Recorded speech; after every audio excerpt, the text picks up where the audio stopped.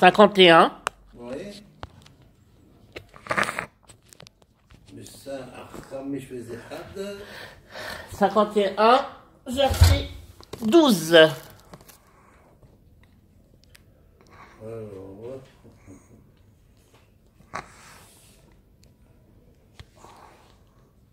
petit peu fatigué parce que j'ai marché beaucoup là.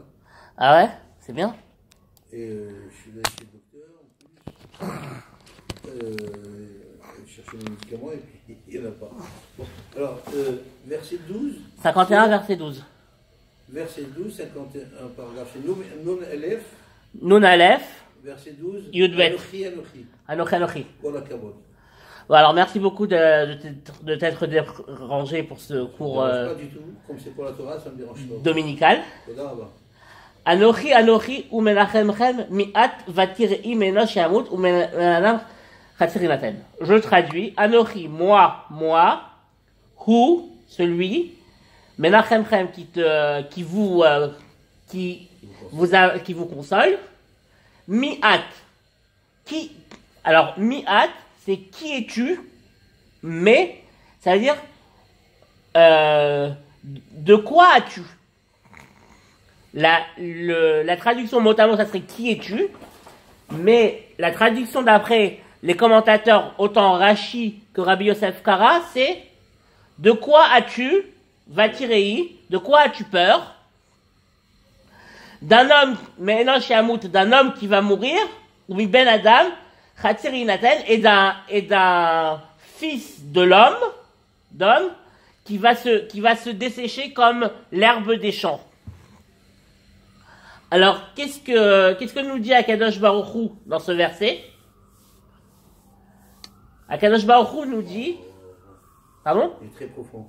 Ouais. Akadosh Baruch Hu nous dit, c'est moi qui dirige le monde. C'est moi qui vais te donner la Géoula, et c'est moi qui dirige le monde. C'est-à-dire, tu n'as pas à avoir peur. Et tu n'as pas à avoir peur de quoi? D'un homme qui est mortel, et d'un fils de l'homme qui risque de se dessécher. Qu'est-ce que ça veut dire, en fait? Qui risque de se dessécher, qui se dessèche. Qui se dessèche complètement. Mais, qu'est-ce que ça veut dire, concrètement? Concrètement, c'est quoi l'homme, ici? C'est l'être humain. Mais c'est surtout les nations du monde, puisqu'on parle d'Israël. On parle à Israël. Ah bon, d'accord. On parle à Israël. Et les commentateurs, le Radak, nous dit la chose suivante. Quand le prophète Ishayahu s'adresse à Israël et qu'il emploie, comme ici, Menachemchem, le pluriel, ça veut dire il s'adresse à chacun d'entre nous.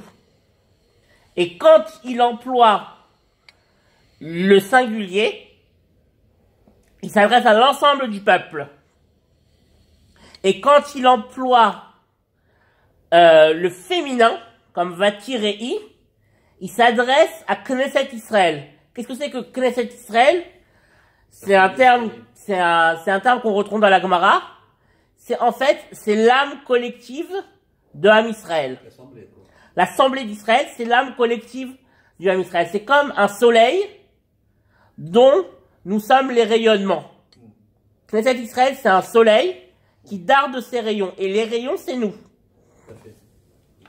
Donc, en fait, qu'est-ce que nous dit le prophète ici? Le prophète nous dit, sache que les nations du monde, en tant que nation, vont disparaître. Elles passent. Comme on le voit, on a passé les Égyptiens, on a passé les Grecs, on a passé les Romains, on a passé les Byzantins. Toutes ces civilisations ont disparu, et il n'y a qu'un Israël, qui est resté. Il y a ce verset, il nous évoque une autre chose aussi, c'est que nous dit le philosophe Paul Valéry. Paul Valéry.